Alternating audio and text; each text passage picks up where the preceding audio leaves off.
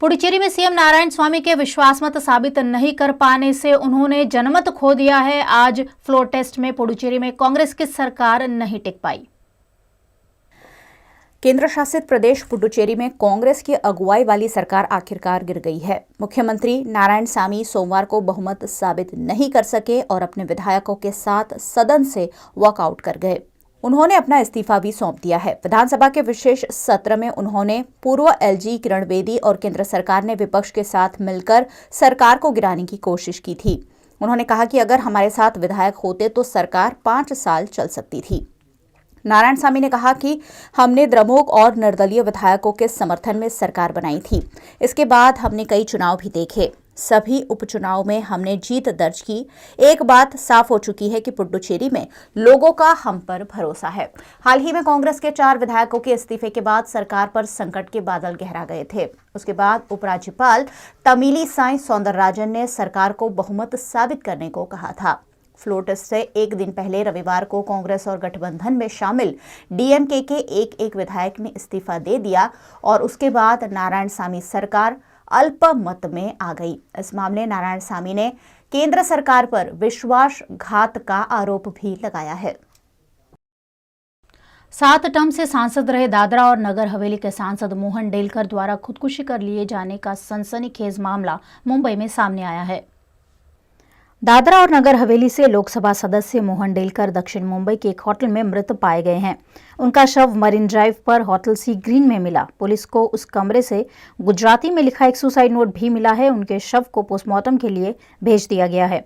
मोहन डेलकर का जन्म 1965 में सिलवासा में हुआ था। डेलकर की उम्र 58 साल की थी। डेलकर के परिवार में पत्नी कलाबेन डेलकर, 2 बच्चे अभिनव और दिविता हैं। 2019 में वे केंद्र शासित दादरा और नगर हवेली से बतौर निर्दलीय सांसद चुने गए। 1989 से अब तक वे भाजपा, कांग्रेस, भारतीय नवशक्ति पार्टी के उम्मीदवार और निर्दलीय के तौर पर 7 बार लोकसभा के लिए चुने जा चुके थे। उन्होंने 1989 से 2004 तक लगातार 6 बार लोकसभा चुनाव में जीत दर्ज की थी। डेलकर को गृह मंत्रालय की परामर्श कमेटी में नियुक्त किया गया था। गृह मंत्री अमित शाह की अध्यक्षता में बनी इस कमेटी में लोकसभा और राज्यसभा के कुल 28 सांसदों को जगह दी गई थी। 70वीं लोकसभा के 15 वरिष्ठ सांसदों की सूची में रामविलास पासवान के बाद उनका नाम दूसरे नंबर पर था। सांसद को किन वजह से खुदकुशी करनी पड़ी, उसका राज उनके कमरे से मिली सुसाइड नोट से खुल सकता है। फिलहाल पुलिस मामले की जांच में जुटी हुई है, लेकिन पिछले 30 सालों से भी ज्यादा सालों से सांसद के रूप में चुने गए मोहन डेलकर के आकस्मिक निधन से दादरा नगर हवेली के लोग सन्न रह गए हैं। वडोदरा एसओजी टीम ने आज 8 किलो से अधिक गांजे के जत्थे के साथ एक युवक को गिरफ्तार किया है। मिशन क्लीन वडोदरा नशा मुक्त वडोदरा अभियान के अंतर्गत वडोदरा की एसओजी टीम के अधिकारियों ने वडोदरा सेंट्रल बस स्टेशन के बाहर ओडिशा के युवक तुकुना उस्सुलू शाहू को 8 किलो 273 ग्राम गांजा और अन्य सामान मिलाकर कुल 83,230 का मुद्दामाल जब्त कर गिरफ्तार किया है और कार्यवाही शुरू की है। इस शख्स के 2 साथी माधव गोंडे और सुभाष माझी की खोज जारी है। इसकी पूरी जानकारी एसीपी ए.बी. राजकौर ने दी।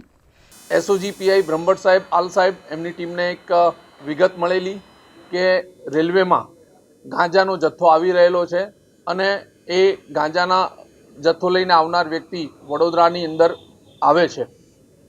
મળેલી બાતમી આધારે રેલવે સ્ટેશનની બહારના ભાગે પોલીસ એલર્ટ હતી। ત્યારે જે વ્યક્તિ શંકાસ્પદ લાગેલો પંચો રૂબરૂ એને અટકાવી એની પૂછપરછ કરતા અને એની ઝડપી લેતા તુકુના સાહુ જે ઓરિસ્સાનો વતની છે એને પોલીસે પકડી પાડેલો। એની જોડેથી લગભગ 8 કિલો 273 ગ્રામ જેટલો 82,000ની કિંમતનો ગાંજાનો જથ્થો મળી આવેલો છે। આના અગાઉ જેપી રોડમાંથી પણ ગાંજાનો જથ્થો મળેલો અને એના પહેલાં કારેલિયાબાગ પોલીસ સ્ટેશનમાંથી પણ એમડી ડ્રગ્સ એસઓજીની ટીમે પકડી પાડેલું હતું। આ ગુનાના કામે સયાજીગંજમાં ગુનો નોંધ્યો છે। એની તપાસ એસઓજી કરી રહી છે। વધુ 2 આરોપીના નામ ખુલવા પામેલ છે। બંને આરોપીની શોધખોળ ચાલુ છે। જે આરોપી પકડાયો છે તુકુના સાહુ એ 3 વર્ષ અગાઉ સુરતની અંદર આવેલો છે। ત્યાં આગળ એ પોટલા ઉપાડવાનું કામ કરતો હતો શાકભાજીને, પણ પછી પાછો જતો રહેલો। એનાથી એ કામ થઈ નહીં શક્યું એટલે અને પછી શોર્ટકટથી પૈસા કમાવા માટે થઈ અને આ પ્રવૃત્તિમાં જોડાયો છે એવી પ્રાથમિક હકીકત મળેલી છે. અન્ય બે આરોપી છે માધવ ગાંડે અને સુરેશ માજી, સુભાષ માજી. આ બંને આરોપીની તજવીજ શોધવાની તજવીજ ચાલુ છે. આરોપીને કોર્ટની અંદર રજૂ કર્યા બાદ એના 4 દિવસના રિમાન્ડ મળ્યા છે. રિમાન્ડ દરમિયાન પૂછપરછ સતત ચાલી રહી છે અને પીએસઆઈ ઢાલા સાહેબ છે એ હાલમાં ગુનાની વધુ તપાસ કરી રહ્યા છે.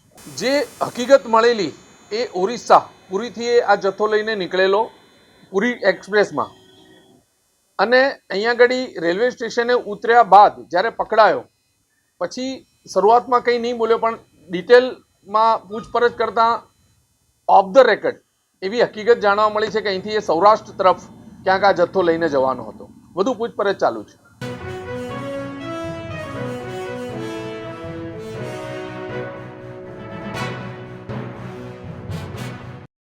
ऐतिहासिक नगरी वडोदरा में ऐतिहासिक निर्माण मिलने का सिलसिला लगातार जारी है। कामनाथ महादेव मंदिर निकट खुदाई में सीढ़ियों वाली वाव बरामद हुई है। विश्वामित्री के तट पर बने हुए कामनाथ महादेव मंदिर निकट पिछले कई वक्त से खुदाई जारी है और इस खुदाई में ऐतिहासिक निर्माण लगातार बरामद हो रहे हैं। इस खुदाई में सीढ़ियों वाली एक वाव भी मिली है। वाव की खुदाई फिलहाल चल रही है। नवनाथ कांवड़ यात्रा कमेटी द्वारा वडोदरा शहर के लोगों के सहयोग के साथ इन ऐतिहासिक निर्माणों के नवीनीकरण का काम पिछले कई दिनों से लगातार जारी है।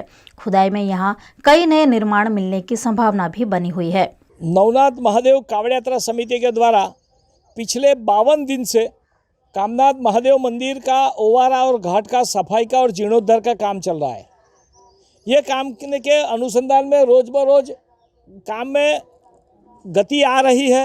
एक तरफ पत्थर लगने शुरू हो गए हैं लोगों की सहायता से, दूसरी ओर जो वाव का भाग था आज 9 पगथिये निकल चुके हैं। आज ऐसा अद्भुत नज़ारा भी निकला है कि अंदर से एक बड़ी पाइपलाइन भी बीच में से आई है और नीचे के भाग में पानी निकालने के लिए खड़े होकर 2 पैर पसार के खड़ा होना और उसके पैर रखने की भी जगह, ऐसा वाव का जो एक भाग है वो निकला है। आगे जा रहे हैं कि खुदाई में क्या निकलता है वो निकलते निकलते बाहर अपने को ध्यान में आएगा। तो इस प्रकार से एक अपना पुरानी धरोहर आज एक बातचीत में ऐसा ध्यान में आया है कि हमारे पुरखों ने अगर हमें कोई संपत्ति छोड़ के जाते हैं या ज़मीन जायदाद छोड़ के जाते हैं तो हमारे मन में ये आता है कि हमारी अगर बड़ौदा से 5000 किलोमीटर दूर भी संपत्ति है, ज़मीन है, जायदाद है तो लेने के लिए दौड़ते हैं।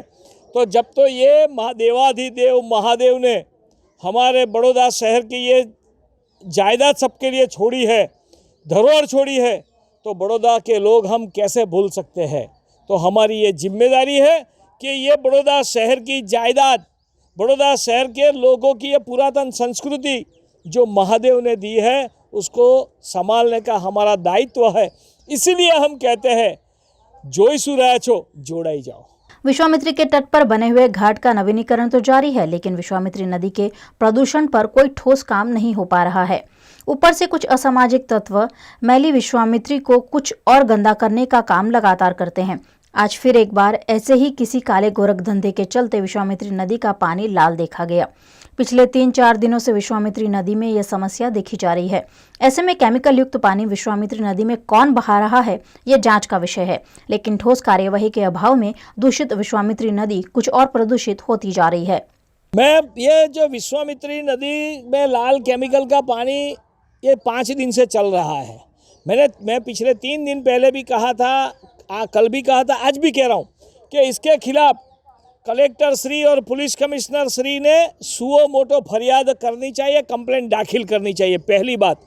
मगर साथ में ये भी है कि ये विश्वामित्री को गंदी पिछले 17 साल से हमने की है। गटर लाइन बड़ौदा शहर के लोगों की इसमें छोड़ी है, वो गटर लाइन पहले निकालनी चाहिए। अभी भी कह रहा हूँ कॉरपोरेशन वहीवटी तंत्र तात्कालिक ये गटर लाइन विश्वामित्री नदी के अंदर से बाहर निकाल देवे, उसका पानी इसमें छोड़ने का बंद कर देवे। आने वाले दिनों में लोग ये प्रश्न पूछने वाले हैं और मैं भी आपके सामने कह रहा हूँ कि तुरंत ये नदी में गटर लाइन है वो बंद करो, अन्यथा जनता आ रही है आपके पास उसका जवाब मांगने के लिए।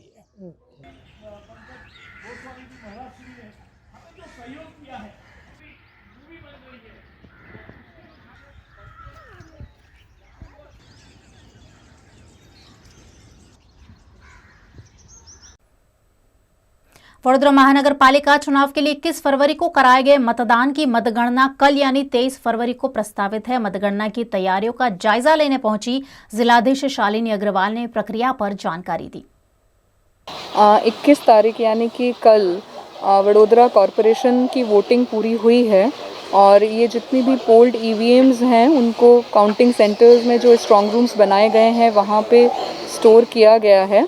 काउंटिंग सेंटर पॉलिटेक्निक कॉलेज में रखा गया है और यहाँ पर इलेक्शन कमीशन के गाइडलाइंस के अनुसार त्रिस्तरीय सुरक्षा व्यवस्था रखी गई है। सीपीएमएफ का डिप्लॉयमेंट किया गया है, एसआरपी का डिप्लॉयमेंट किया गया है, वडोदरा सिटी पुलिस का डिप्लॉयमेंट किया गया है और इलेक्शन कमीशन की गाइडलाइंस के हिसाब से पूरा कायदो व्यवस्था और सेफ्टी सिक्योरिटी ये सभी सुनिश्चित करने के लिए त्रिस्तरीय सुरक्षा व्यवस्था की गई है। साथ ही में एंटी सैबोटेजिंग की व्यवस्था, कंटिन्यूस पेट्रोलिंग की व्यवस्था ये सब भी इंश्योर किया गया है।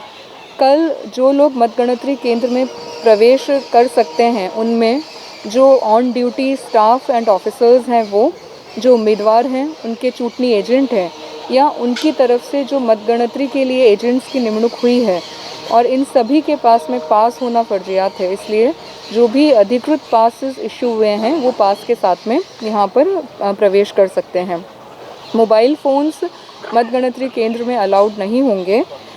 कोविड की गाइडलाइंस को ध्यान में रखते हुए हेल्थ की टीम्स को डिप्लॉय किया जाएगा और हेल्थ की टीम्स टेम्परेचर, सैनिटाइजर्स, मास्क वगैरह वो सब इंश्योर करके इन सब की एंट्री अंदर मतगणतरी केंद्र में इंश्योर करेंगे।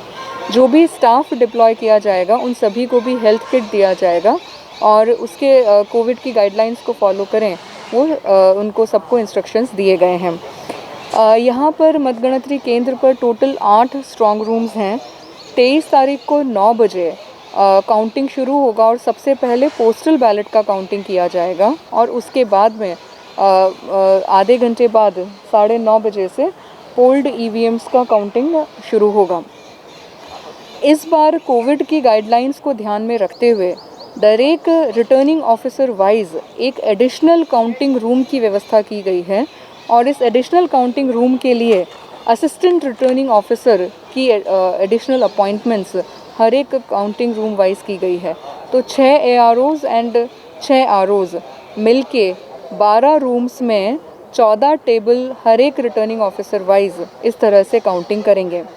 चूँकि हर एक रिटर्निंग ऑफिसर्स वाइज वार्ड की संख्या ज़्यादा है, इसलिए जो वार्ड क्रमांक में पहले आता है उसकी काउंटिंग पहले होगी और उसकी काउंटिंग हो जाने के बाद में जो सब्सीक्वेंट वार्ड्स आते हैं उनकी काउंटिंग की जाएगी। इसीलिए प्रथम तबक्के में 6 रिटर्निंग ऑफिसर्स वाइज 1, 4, 7, 10, 13, 16 वार्ड्स की काउंटिंग होगी और उसके बाद में returning officers wise ward number 2, 5, 8, 11, 14, 17 की काउंटिंग होगी और उसके बाद में 3, 6, 9, 12, 15, 18 की काउंटिंग होगी।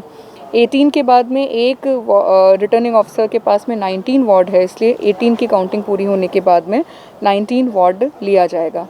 इन सभी काउंटिंग टेबल्स पर स्टाफ की निमणूक ऑलरेडी हो गई है, उनकी ट्रेनिंग्स ऑलरेडी हो गई है और कल ये लोग सभी मिल के काउंटिंग की कामगिरी करेंगे। ये जो सभी रिजल्ट्स हैं काउंटिंग के वो एक वेबसाइट है sec-poll.gujarat.gov.in, उस पर सभी ये जो रिजल्ट्स हैं वो ऑनलाइन अपलोड किए जाएंगे और इनको ऑनलाइन एक्सेस किया जा सकता है।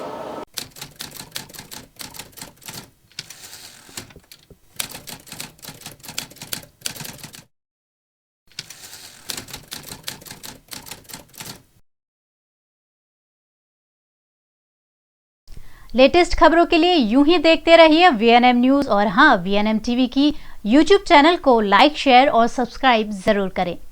और हाँ, इस बेल आइकन को दबाना ना भूलें। इसे प्रेस करते ही आपको मिलेगी VNM TV YouTube चैनल की सारी नोटिफिकेशंस और आप रहेंगे खबरों से अपडेटेड।